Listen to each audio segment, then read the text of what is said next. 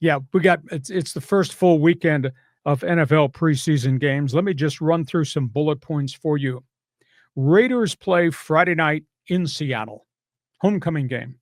The emergence of Pete Carroll wearing the silver and black, going back to the team he coached for and led him to a Super Bowl. That's storyline number one. Storyline number two, Raider quarterback is Geno Smith.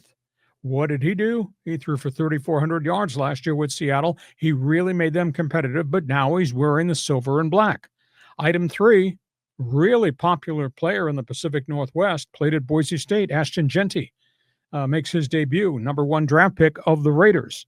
And then you got the mad scientist who used to be in Oregon, which is in the Pacific Northwest, right next door to Seattle. That's Chip Kelly calling the plays. So it's going to be fascinating to see Raiders and all these new pieces playing the Seahawks. Sam Darnold, I believe, is going to start for Seattle. He, of course, is their new quarterback who came in the offseason as a free agent. So that's storyline number one. Second was Indianapolis. The Colts play the Baltimore Ravens. Huge question. Anthony Richardson, is he a bust? Anthony Richardson, will he be better in year three than he was in the composite of years 1 and 2? Anthony Richardson can stay healthy. Colts got to get an answer. So they're going to play him as their starting quarterback. But boy, the jury is way out. He's such a really good physical specimen, John, and he's completing 46% of his passes. He's really erratic and way more turnovers and touchdowns. And for 2 years into an NFL career, those are not good statistics. So we'll keep an eye on that Indianapolis Colts game. Third one is Cincinnati Bengals with all this mess with Trey Hendrickson. They're going to play Joe Burrow. Joe Burrow is going to start in this game against the Philadelphia Eagles, against the Eagles' high-powered defense. Burrow says, I want to play, I need to play, etc. So that bears watching too. Fourth one is the Cleveland Browns. You know the old phrase, if you got two quarterbacks, you probably don't have a starter. The Browns now have five. The Browns have 5 quarterbacks on their roster. Who's the fifth one? I'll tell you in a second. Well, I'll tell you right now. They just signed Tyler Huntley, former Utah star. He's bounced all over the league. He's spent a chunk of time with the Baltimore Ravens. They just signed him. The reason is they got a lot of guys dinged up. Joe Flacco looks like he's the starter at age 42, and he's not going to play in the preseason game. The second quarterback was the one that was with Pittsburgh and Philadelphia, and he's not going to play. He's got a hamstring problem that's not healing at all. Kenny Pickett. Third quarterback is Dylan Gabriel, who played well in the OTAs, has not played well in preseason camp, and he's got a hamstring problem in addition to being overwhelmed. So he's out. The fourth quarterback is Shedeur Sanders, who's going to start. Get this, Shedeur Sanders has not taken any snaps with the number one Browns unit up until yesterday. Wednesday was the first day he took number one snaps, 20 snaps. I don't know that he's really ready, but he's going to start, and we're going to find out how he holds up against defenses. Going to be fascinating. They're going to play the Carolina Panthers. And, of course, still out there is Deshaun Watson, who's got all this guaranteed money and can't play, and Tyler Huntley, who just got to camp on Wednesday. So Shedeur is going to start with very little practice time. New England, they're going to play Washington. It's the beginning of the display of the all things Mike Vrabel culture. Fascinating to see. And they're using this phrase in New England's camp. They're not talking as much about Drake May, the young quarterback who played well last year under siege. They're talking about the new look defense. He signed 8 free agent defensive starters. And the phrase is violent. Mike Vrabel's defense is violent. So we're going to gauge where New England is. I think everybody's fascinated to see the change of culture and the impact Mike Vrabel has. They're going to play the Washington Commanders, who, by the way, are not going to play Jaden Daniels in that game. Minnesota Vikings. J.J. McCarthy, the ball is yours. The job is yours. Go do it. Missed all the last season with the meniscus surgery. Has undergone every conceivable type of therapy. Has undergone every intensive teaching lesson possible for a young quarterback. J.J. McCarthy is going to be the starting quarterback against a really good Houston Texans defense. So we'll see how the Vikings' number one draft pick a year ago goes. Jacksonville, they play Pittsburgh. That is Travis Hunter, wide receiver. That is Travis Hunter going to be the top nickelback when they go three corners. They think he's going to play 30 to 40 snaps in their Jaguar-Steeler game. That's going to be fascinating to see. Tennessee, that's Cam Ward, starting quarterback, because Will Levis is gone for the year. That's Cam Ward, whose practices have been hot and cold so far. That's Cam Ward, number 1 draft pick, Miami Hurricanes. He's going to go through a painful learning on the job situation. Chicago Bears. This Bears watching. Ben Johnson has not been very positive about his quarterback, Caleb Williams. In fact, he said this is like coaching a raw rookie. They're trying to change Caleb Williams from being a lifetime shotgun quarterback.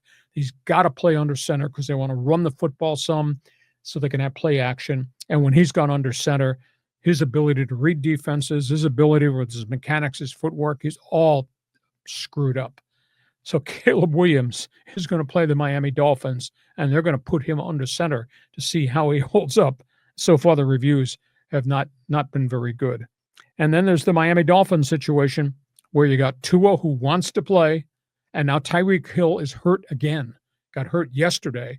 They're not saying whether it's the re-injury of the wrist that he had surgery on or whether it's something else, but there's a lot of distractions in the Miami Dolphins camp, and I think, John, you and I used the word implosion a couple weeks ago, that they seem to have an awful lot of internal problems. This might turn out to be a really wretched year in Miami that could cost some people their jobs. So those are the storylines for weekend 1 of preseason.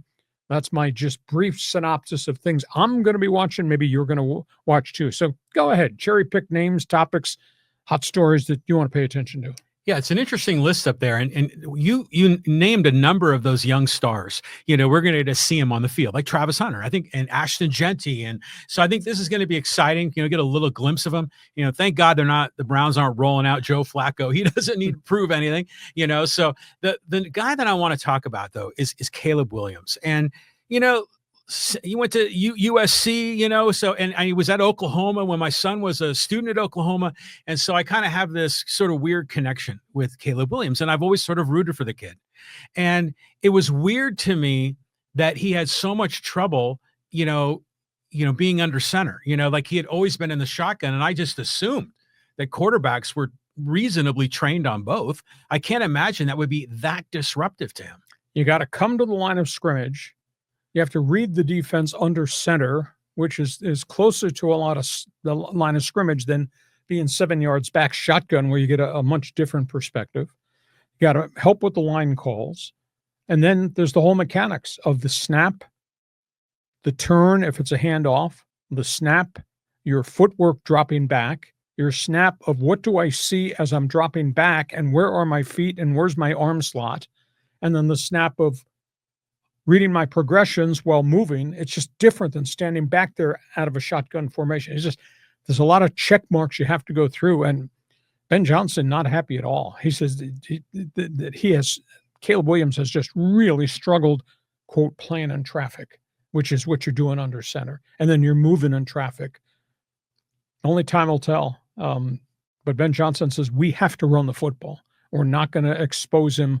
I mean, Caleb threw for a ton of yards, but he had to throw for a ton of yards because they couldn't run it. And you can't run out of the shotgun very often. So I'm interested to see. Are they going to give up on him? No. But it might be painful. It might be a tough learning curve season because he's never done this. He did not do it at Oklahoma. And 2 years, they ran everything out of the gun at Southern Cal. And then last year, when they had the miserable season, that was all shotgun formation too. So this is, to me, it's very, very different. Yeah, I mean, there's a lot going on. I mean, I guess for a TV viewer, we take it for granted, the progression of the things that the quarterback goes through from the moment they go in the huddle until they snap the ball. But I saw this video clip online of Caleb Williams, and he was with the other QBs, and they were just doing these drills to throw into a target. And there was like this thing with a hole, almost like the Diet Pepsi, or Pepsi can thing that they do at halftime in the Super Bowl. And Caleb Williams couldn't hit the target, and he was all over the place. And afterwards, he was like kind of whining and running and saying, he was crying about it. And I'm like, dude is mentally, in a difficult spot right now. You hit it right on the head. I mean, There are so many layers to what that quarterback has to do. That's a big challenge. Yeah. So, and conversely, if you were a quarterback who played under center your entire 3 years, wherever you played, and then you come where they want you in shotgun, that's a learning curve too, because that's so different watching, and then your eyes and your movement, and then you have to read your progressions, and you don't want to telegraph what you're going to do while you're in the shotgun. John, it's not like being an accountant at a business where you're just pencil numbers in. This is much different. Okay, so that's the latest NFL preseason games, starting with 3 games on Thursday, bunch on Friday into Saturday, then on to Sunday.